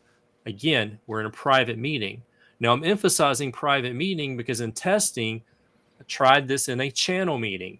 I prefer in my organization to use channel meetings because of some limitations around things like retention policies. So we like a lot of channel meetings because it brings people in the team and in the channel into the meeting. We can still send out the invites if we want, but then people on the team can go back to the meetings channel that we've created, and they can get the information, the recording, the transcript after the meeting's over, and we can continue the conversation there. The recap tab is not currently supported in channel meetings, and the Copilot feature only works during the channel meeting. So if the channel meeting is live and the transcription is enabled, I can hit Copilot and I can say, catch me up on the meeting, summarize the meeting, generate meeting notes for me. But as soon as the meeting's over and that transcription is closed, I can't go back and work with Copilot anymore. I can't ask it to go and say, give me a meeting summary, because it won't be able to access that transcript from there. Now, I could probably download the transcript, throw it in Word, and use Copilot over there and do something similar, but that's a lot of manual effort. So there's a difference there between private meetings and the recap and Copilot feature, and channel meetings and the Copilot feature. So I just want to make sure people are aware of that. I hope that's something that Microsoft addresses in the future. And that's feedback that I'll make sure that I provide. Yeah. So that's the after meeting. Then there's also the during meeting. So remember, before, during, and after. During the meeting, you're going to see Copilot in your U bar or your control bar up here at the top. So again, if it's being transcribed, you see that this is being recorded and transcribed. You're able to open up that Copilot icon, and that's going to slide this pane out during the meeting. And this is wonderful because what you can see here is she's recapping what has happened so far. So you show up 15 minutes late to the meeting. You can ask about, what have we been talking about? Where are we at? And it gives you some of those key takeaways. In my experience, this is amazing. It does it very quickly. It does it very accurately. This is like so awesome that I really hope that whenever you guys start getting Copilot, you'll start really testing it with transcription because it's a superpower type of thing. But you can get a recap, and then also during the meeting, maybe it's not just that you're out, and you showed up late. You can get a sense of like what's the direction that people are going. I view this a little bit as an accessibility type of play, right? Maybe I zone out. Maybe I have some type of, attention deficit, something like that, that causes me to like, lose focus. I can ask like, oh, what did I miss? Or, where are we going with this? Maybe I'm a person who has trouble reading people and emotions, things like that. You'll be able to say, hey, are people on board with this? Did we arrive at a decision? That's something that like, even outside of an accessibility need, a lot of times I get to the end of the meeting and it's like, do we even decide on anything? like, did we come up with a decision? So at the end of the meeting, you could ask what questions are unresolved. That will be really helpful. And also like, did we arrive at a decision? What decisions were made? And it will give you that type of information that you're looking for. Something that's helpful that I've noticed is it will Copilot will nudge you towards the end of your meeting to say, hey, there's 10 minutes left in your meeting. Why don't you run a recap? That happens when you're transcribing. So I've really been like jazzed about that it reminds me that it exists in the last 10 minutes of the meeting so that I can get a recap, I can do notes, but I can also say like, do we have anything left? Did we not get on something in the agenda? Or what are the key takeaways, so that you can take it and actually do something with the output from the meeting at the end. So I just love the during meeting experience. I can't say enough good things about that one. I just had a great idea, and I'm gonna have to test it out in a fake meeting maybe this Yeah. weekend. But I'm gonna have to see if during the context of the meeting, if we did in fact decide that next Tuesday is also going to be combined with Pete the Pirate Day, and see what the outcome of that's actually going to be. Okay.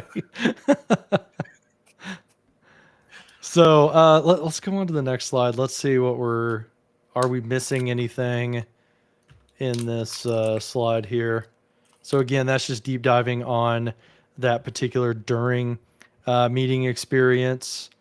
And then here's some options. So again, summarizing the meeting.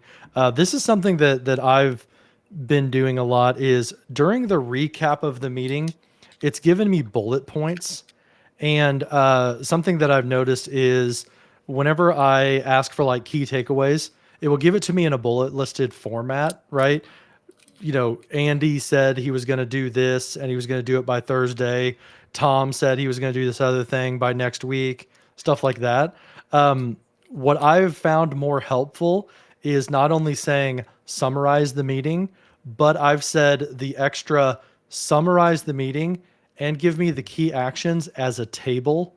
And that has really helped me personally to get it as a table because what it does is it auto formats it as here's the task, here's who it's assigned to, and here's the ETA or when it's due. So that just makes it easier for me to read personally. So I want to put that out as like a little pro tip for you. So do you have any like things that have been especially helpful for you during meetings? Have you used it very much during meetings? Yeah, I've tested it pretty extensively during meetings. That's how I stumbled across the difference between the private meetings and the Mm-hmm. channel meetings. For me, the the thing that I like the most, and I mentioned this earlier, is it lets me be present. I don't have to worry about taking the meeting notes. I don't have to worry about the actionable Yeah. items and the follow-ups. It does that. I can tell you how many meetings I've had over the last few years where I get to the end of the meeting and I'm like, did I write down everything important? Did we record this? Do I need to go back Mm-hmm. and like revisit it? Let me go and find my OneNote notebook and drill down for it. this streamlines that whole process, so I can just be there, and then at the end, right before it ends, I just say, go ahead and generate meeting notes for me, and it gives me the summary, the key takeaways, and it gives me the action items, and then I can just take that, put it in whatever note source that I want, and then I have that information. That's been the Yeah. really helpful thing for me. The other thing that I haven't had a chance to test yet, but I'm really looking forward to it, is using this to deliver technical training, using this to deliver a 15-minute or a Hmm. 30-minute webinar on a Microsoft application. What I want to do is the within the process of this, I want to be go to Copilot and say, okay, um, summarize this or create an outline of this technical training, and then key takeaways, and then use that as a way to follow up with the audience, and extend what I'm able to do delivering content, but also streamline some of that workflow, so I'm not having to do as much of that work manually. If it's able to go and Hmm. grab all the key points from that training and then help me go ahead and draft the follow up communications, that can be a huge time saver for me. Yeah. Yeah, that's a really good idea. I'll have to use that in our onboarding sessions as we start bringing people online. I'll have to try that. I definitely need to mark that down. I need to make sure I transcribe those meetings so that one, I can give people key takeaways and format it that way, but also to demo it live as well. This is something that you're going to have to figure out in your organization what your tolerance is for transcription. That can be a very touchy subject for certain organizations and certain groups of folks.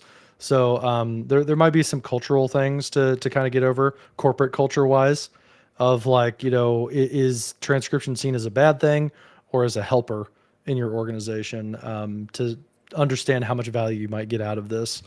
But if you can do it, it's pretty awesome. What does this video show here? Okay, so this is diving into the next section, which is about group conversations. We have a whole section on that, don't we? No, the next section is going to be the M365 chat. Oh, okay, cool. Yep. So we can dive into this then, I guess. So the second thing in Teams, we got meetings as one. The other one is one-on-one chats or group conversations that you have. We're not talking channels. We're talking the chat tab. So we're in the little chat module right here. Inside of that chat area, any of your conversations you have going, whether they're one-on-one or a group conversation, you will have this Copilot button in the top corner. Again, the icon is probably going to change because we've got new logos and things like that. But when you invoke that icon at the very top, you're going to get a little flyout pane that comes out, and you're now asking questions about this particular chat. So, in the context or the confines of this group conversation, I want you to tell me about the past 7 days. I want you to tell me what decisions were made, stuff like this. And this is fantastic for whenever you end up in a situation where like you're in meetings back to back and 3 hours have gone by, but your group chat that you have that's very active, you're like 150 chat messages deep now, and you don't know like how to make sense of it all. You can be like, okay, what did I miss? And it will give you those highlights. What's amazing about that is not only does it give you the highlights, but it will give you the reference points for those particular chat messages. So when you click on a reference, one of this like 2, 3, 4, when you click on that, it's going to jump to that message in the conversation. So you get the context, right? This is very important in a Teams chat where it's like, Maria said this. Maybe I want to know what was said before and after Maria said that. If I click on it, it jumps to that level, and then I can see it in the context of the conversation and get like more than just that one little nugget. I get a little bit more by seeing the content or the context as well. So I wanted to point out that we have kind of, a long history of having difficulty finding things within chats. This does a really good job of jumping you to where it got that information from. So anything to add on group or one-on-one chats, bud? Can we go back to the point where it talks about like the the Salt Bay prompt portion of it. Yeah, this part. Yeah, right there. Yeah. So the time frames, highlights from the past 7 days, highlights for the last 30 days. If I recall correctly, it is a 30-day limit. It won't go beyond that within the Okay. conversation. Yeah, I didn't know But if that. you have retention policies in place, it's not going to extend beyond the retention policy. If you have a 24-hour retention Hmm. policy, it's not going to go back beyond that. Yeah, If you have it's a only going to 7-day give or you what you 30-day, could it's scroll not up going to to. go. Yeah. Yeah. So it's only going to show you that recap essentially beyond that particular point. I haven't had a chance to really test this in depth because I've been testing as a party of one, trying to keep things consolidated to just me within the organization as I'm kind of learning some of the ins and outs of it. But I just wanted to point that particular piece out. That there are limits to how far back that's actually going to go. But extending one other thing, this does work in the context of group chats. And so if you have really active group chats and you're just not able to, maybe it's interrupting with your focus time, you can put the channel or chat on mute, and then you will be able to go back and catch up and get a highlighter, summary, and actionable items, and then engage from there. Yeah, another thing I want to point out here that it's across most all of Copilot except for Loop Copilot is that it's just for you. So this little reminder that's like, yeah, you're in a chat conversation with other people and you're asking questions on the side. You're the only one who can see what you've been asking and what the outputs are of that. So keep that in mind. Like you're not, if you need a little bit of help or like, what is this person talking about? You're not going to look like a fool in front of everybody, right? Because this is your conversation with your co-pilot. So keep that in mind. That is the exception for that is when you're in Copilot with Loop. So Copilot and Loop, that is the place where you're doing collaborative prompting. So the other people will see what your prompt was. They'll be able to also like add their own to the prompt and stuff like that. But when you're in Teams or Word or Outlook or something like that, no one's going to know what prompt you used in order to generate that draft email, stuff like that. So, yeah, we covered the references. We covered this kind of table format. This is again that prompt engineering where tell it the format you want and then it will give you the format that you want, right? You're not like if you just ask like what are the people's roles, it's probably going to give you a big mass of text or maybe a bulleted list. Instead, if it's easier for you to consume a table, ask it for a table and it will help you with those types of things. So very cool. All right, let's get into the service description on this. Again, recap those conversations. What did I miss? Highlight things, key discussions. Did we get to a decision? What are the unanswered questions I need to follow up on? That type of stuff. Catch up on what you missed. Create meeting agendas based on chat history. This is that before the meeting instance where you can say, all right, we're going to have a chat with, or we're going to have a meeting with this group of people. What should I talk about, right? What are the key things that we're worried about? It can help you create that agenda. Just chat with it over there in the sidebar. And then, who has some action items? When should we check in next? What was our consensus? Ask Copilot that. It will help give you insights into what your meeting result was. And if you really think about it, Mm-hmm. it's kind of like an administrative assistant in what it's doing in that particular role. Mm-hmm. And that's a good segue into the next part. Yep. So in this section, we're going to be talking about M365 chat, also known as Microsoft 360 chat, formerly known as Copilot Preview, formerly known as Business Chat. Yes, this one's been renamed a few times. It's now M365 chat. And this is an application that you install through the app bar along the left-hand navigation.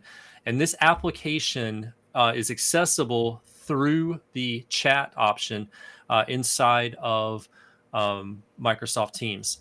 This is the virtual assistant experience. This feature, in my opinion, is the most powerful Copilot feature that Microsoft has released. So we've saved the best for last because This is what I use the most. is truly the game changer. When you're working with M365 chat, you can have it in a central spot, a place for a continued conversation. You can have it summarize information. You can have it catch you up on information. You can have it prepare you for an upcoming meeting, provide a recap of a previous meeting. You can have it summarize content that's in the Microsoft Cloud from OneDrive, Teams, and SharePoint, as well as Outlook. You can have it help you to communicate with other teammates, to summarize conversations that you've had with those teammates. You can have it help you to start drafting new content.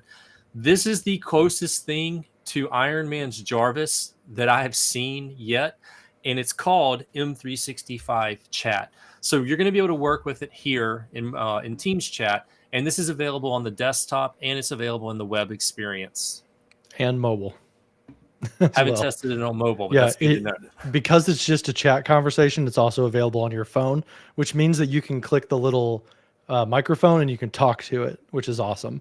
Some of the things that you can do here that they're showing is you get the most breadth across the Microsoft graph, right? So it's like, hey, here's some ideas. Let's talk a little bit, Kat. So you could say like, what happened with Fabricam? What happened with a client, a customer that I have? Now it's going to look across your emails, your chats, your meetings that you had, the files you've worked on, and it's going to give you much more rich understanding of what's going on with Fabricam from all of those different sources.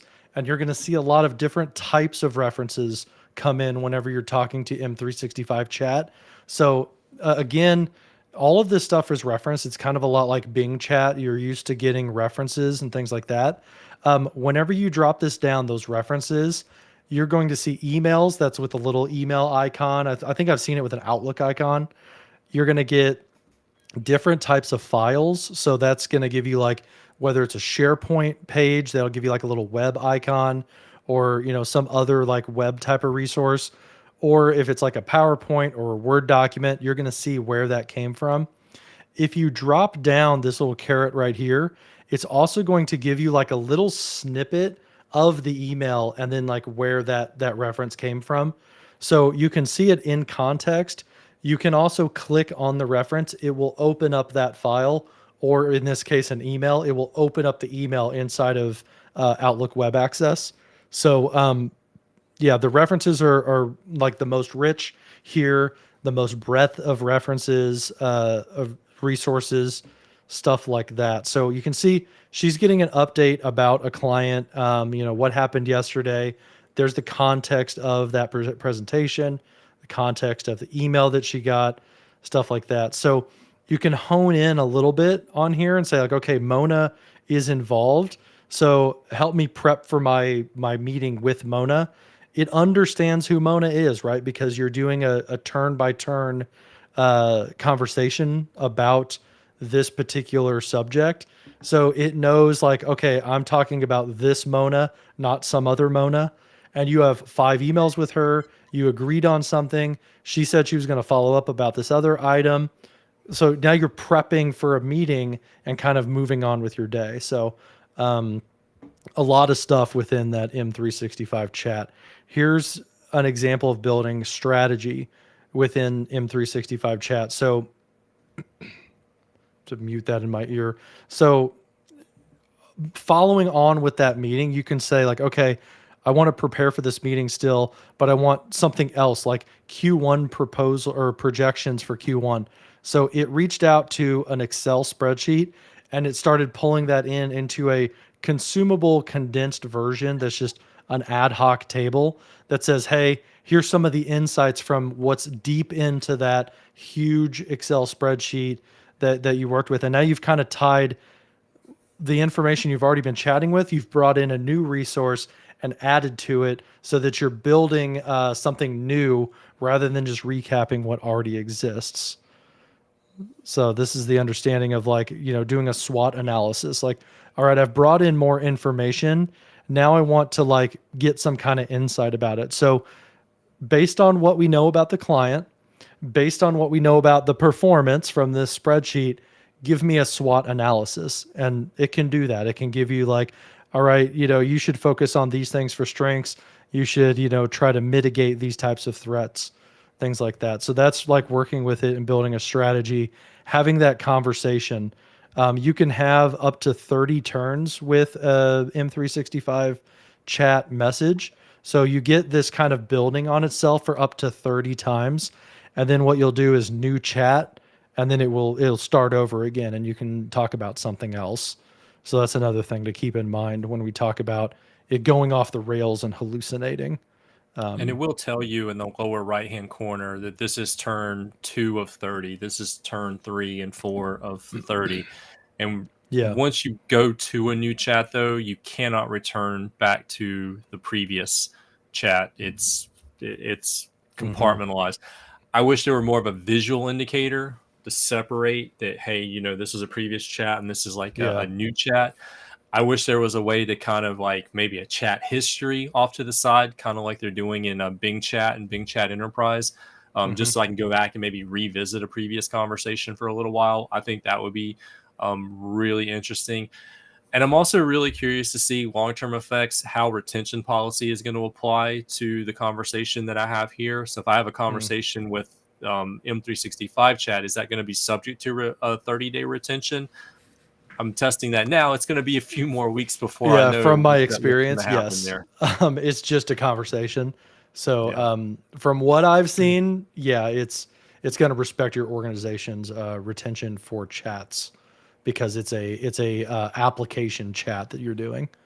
So, something that's shown right here is something that was announced again at this Surface event back in September. We have not seen this yet, but what I'm excited about is one issue that I have right now with Copilot, or that I've seen from these demos as well, is it feels like you're doing a little bit of context switching, right? Like I want to build a slide outline, for this slide deck that I'm working on. I might do that in chat, but in order to move that into PowerPoint, you have to like go into PowerPoint, open up Copilot, and then create from this outline. What we've seen to kind of smooth that out is Microsoft announced these kind of action buttons inside of the chat where it'll say, oh, well, you want to add a slide or you want to create some slides out of an outline. It's going to intelligently offer, well, let's open it up in PowerPoint, or you write me an email draft to Mona. It will say, well, hey, let's open that up in Outlook, and it will send it over to the place where you're going to keep working. I think that's going to smooth out that kind of like context switching a little bit. So I wanted to call that button out because I'm looking forward to that as well. Yeah, Daryl says, imagine threaded conversations you can go to. That's kind of like something that I miss from Bing Chat to Bing Chat Enterprise. When we all moved over to Bing Chat Enterprise, we lost that chat history, right? The ability to rename our conversations and pick up where we left off. I hope that Microsoft brings that back in some way, that's also compliant with all the governance and the reasons they probably pulled it out at the beginning. I don't know, Andy, if you've heard anything about them bringing chat history back into like a Bing Chat Enterprise. I have not. I understand why they want to limit that to, a single turn and then, the conversation's gone. But here Hmm. I am logged in as an enterprise teammate. I have an enterprise license. I'm subject to the enterprise compliance and Hmm. security policies. I've authenticated into the system. I'm using multi-factor authentication. It seems like there's enough barriers in place that I should be able to have the chat history with M365 chat and be able to go and have part of a conversation here and go do another conversation there and then return back to a previous Hmm. conversation. I think all the mechanisms are in place for that. So maybe in the future we'll see that. Yeah, another comment from Daryl here, like imagine it being like Jarvis, where it follows you around the different Copilot experiences.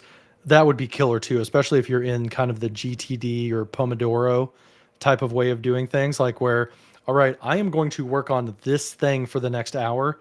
If Copilot just understood that, right? And the apps that you flip around in, if you didn't have to explain yourself to Copilot again, that would be really cool, where it just knows, hey, this focus time block on John's calendar is going to focus on this project. and then it just kind of keeps that in mind. That would be amazing. Uh, but I haven't heard anything about something like that. So sorry, Daryl. And one other thing to point out here, since we're Hmm. talking about like feedback, can you go back for in the lower Yeah. right hand corner of a response? So like when it generates a response and it pops up on the screen, you're going to see a thumbs up and a Hmm. thumbs down. That's how Yeah. you as a user are going to be able to provide feedback around that particular response. So you're going to be able, thumbs up or thumbs down, it's going to open up a dialogue and it's going to allow you to provide detailed information around that. You have the Hmm. option to allow it to collect some analytics or a screen recording, and then you can send that to Microsoft, and that's just going to help the service to get better. So I do encourage people, as you're using this, to use the thumbs up and thumbs down to provide that feedback, especially if something is not behaving as expected, so that Microsoft gets that information and their engineers are able to go into it. This is one of the best ways to provide feedback. There's also a Hmm. separate feedback mechanism. There's a feedback portal that they have available where you can provide feedback. You can upvote other feedback from other individuals. You can report bugs, and you can also suggest features. I highly encourage you to take Hmm. advantage of that, because this is a new technology and these ideas are only going to help the product to get better. Reporting the bugs is only going to help it to get better. So please use those feedback mechanisms. I don't even work for Microsoft, but I just want to see it get better. And it's Yeah. great out of the gate, but there's room, there's room for improvement in any kind of process. And so using those feedback mechanisms is really important. Hmm.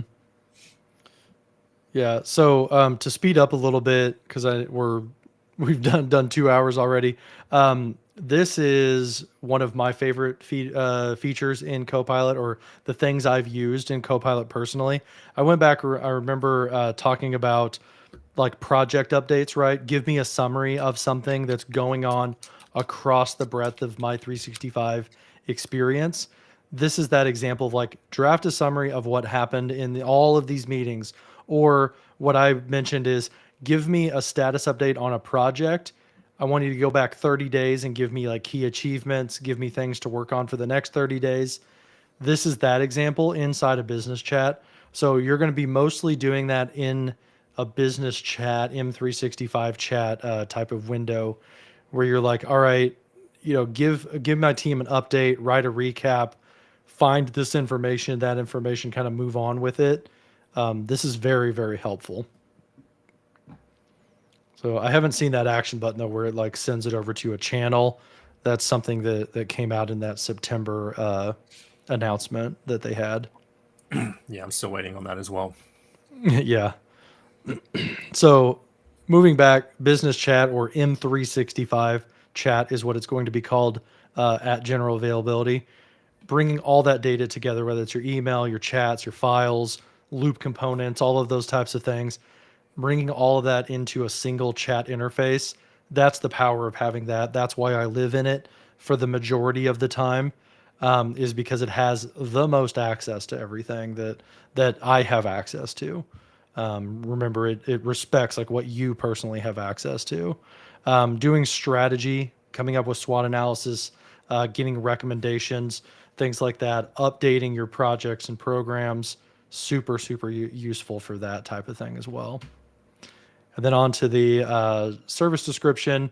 Again, you can recap those conversations, catch me up, highlights, stuff like that, and then get answers to specific questions, get agendas, generate agendas, get before the meeting to make your meeting more useful, and then identify those follow-ups, like coming out of a meeting, what can we do to actually get actions out of our meeting and have more productivity on the other side. So, all right, we're at 2 hours. So, Andy, what do you think? You want to come back and circle back into some of these other items when we can demo it? Because I think Loop and Whiteboard, especially, I would like to be able to show it somehow. After GA. So I'm Right. wondering if we should continue this on. Yeah, we're limited on some of the video based content that we have for the remaining apps. So I think it is a good stopping point to kind of circle back Okay. to some of the other apps when we can demo.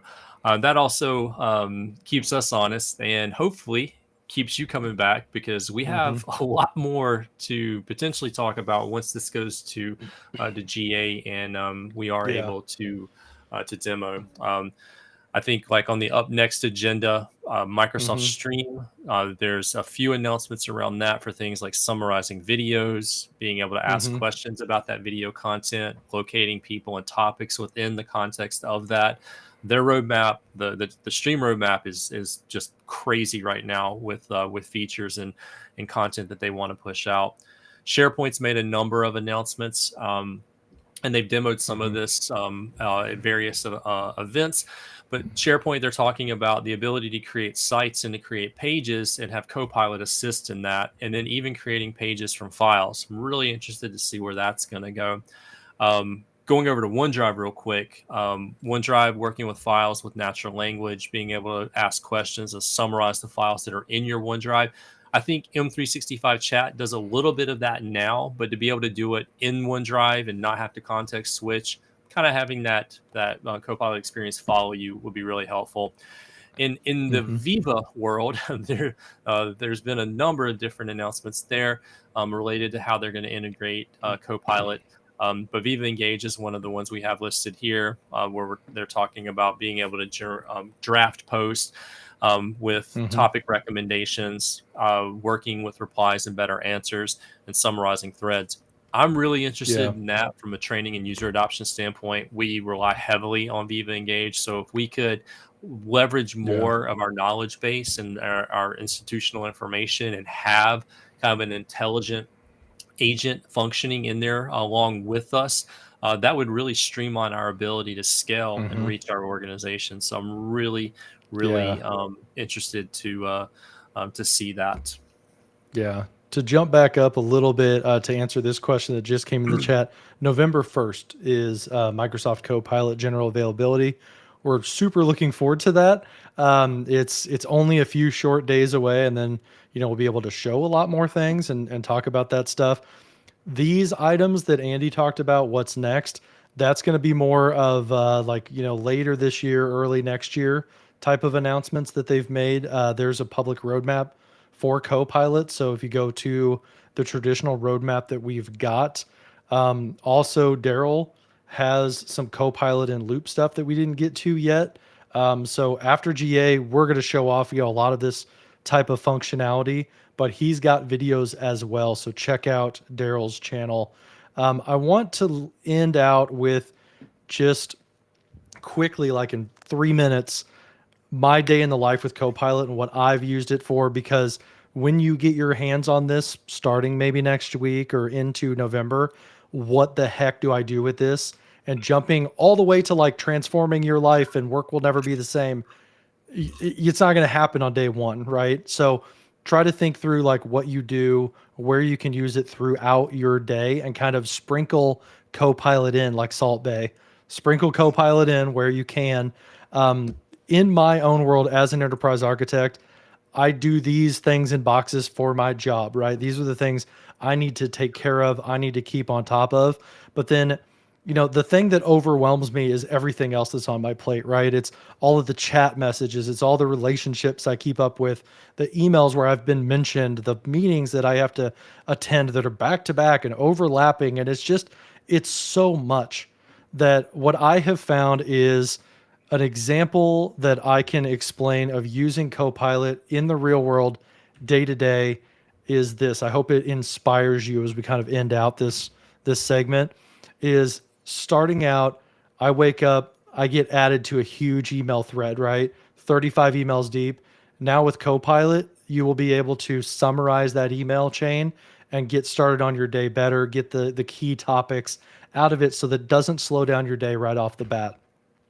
Whenever you start out your day again, I come and sit down at my desk. I missed a 3 o'clock in the morning meeting because most people I work with are in London. If they happen to transcribe that meeting, try getting action items out of a meeting that you missed that you couldn't make it to because of a conflict. You're getting ready for your day. Maybe you've got one-on-ones. Try asking Copilot about other people. Hey, what's the latest with Tom?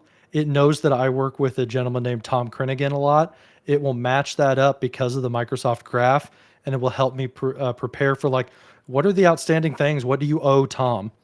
Moving on, get a project update. Again, we talked about getting like, what were the achievements? What were the challenges and opportunities moving forward? Try that within the M365 chat. Get some ideation going within Microsoft Loop. Again, that collaborative space, things like that, where when you're in a meeting and you're in Loop, you're going to want to try to like pop Copilot in there and get some ideation going that way. At the end, working with Word and PowerPoint, like, hey, I need a script for this. I don't know the structure of the PowerPoint that I want to build. Help me out with the structure, help me with the blank page. And then to end out the day, ask Copilot about what's going on tomorrow. Kind of use it to spring you into the next day and get you ready with like pre-reads or things that you need to kind of study up on. That's how I've been using it in my day. I hope it inspires you guys as you start getting your hands on it between now and the next time that we talk. So, any words of wisdom you want to add, Andy? You have a really long day. Dude, yeah. Usually I wake up to a bunch of stuff from London, you know, and usually I'm sending them a bunch of stuff at the end of my day. So we play tennis that way. Words of wisdom. Keep it within work hours. Separate that family life from that work life. No, I think that was a really good day in the life scenario with Copilot. You're a little bit more mature in it than me. You've had access to it a little bit longer. I'm really looking forward to seeing how I'm going to be able to implement it and maybe streamline some of the stuff that I do. So we'll revisit a day in the life of Andy in the future. So I'll take some inspiration from that. But as we bring it to a close here, we're going to circle back with more Copilot. This is not the end of the Copilot journey for us. I think this is actually just the start. We hope this has been helpful for all of you to kind of provide some insights into what's going on with Copilot, and to be able to prepare as an end user and set those expectations. We're going to try our best to divide this up into some smaller videos, post those on our YouTube channels, and get that information out there. And then once things go GA, we're looking forward to being able to demo and actually show you some of this stuff live as we continue our journey and our learning path with it. I think the best way to learn about this is as a community, and you all have been a really great community for us. So we want to keep the conversation going. I'm going to do my best to go and grab all of the links to all the various resources that we had throughout this presentation and put them on one blog post for you. So you have one-stop shop for all of that information. I've been doing a lot of work around that. So continue the journey with us, follow up with us on social media, share this information. Totally shameless plug. If you happen to be in Chicago next week, I'll be at 365 EduCon. I'm actually delivering a full-day workshop on Microsoft Copilot. Really looking forward to doing that. I got a breakout session on Wednesday around Microsoft Copilot. I'll be at the conference all week. I'll be in the Chicago area all week. So if you're there, reach out, say hello. Otherwise, we'll see you here on 365 Deep Dive. All right. Thanks, everybody. Have a great weekend. Appreciate it.